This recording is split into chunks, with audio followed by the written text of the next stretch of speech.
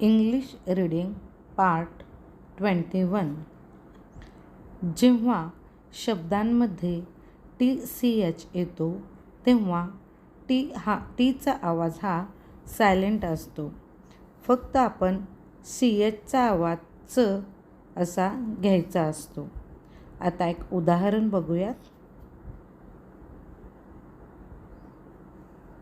MATCH या शब्दामध्ये T silent ठेवून MAचा आवाज मॅ आणि CHचा आवाज च म्हणून मॅच असा उच्चार होतो. Word reading. आता आपण TCHचे शब्द वाचूयात. Catch catch. कॅच म्हणजे पकडणे, चेंडू पकडला. Match match. मॅच म्हणजे सामना किंवा दिसायला सारखा असणे.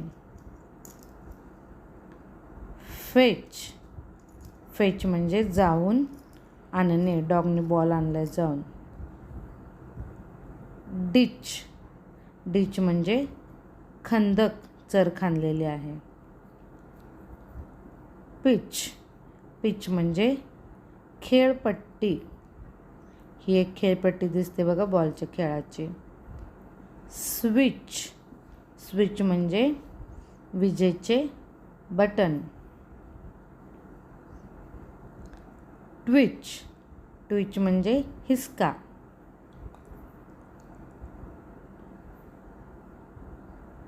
ब्लॉच. ब्लॉच म्हणजे डाग. या झाडांच्या पानांवरती कसे डाग पडलेत. क्लच.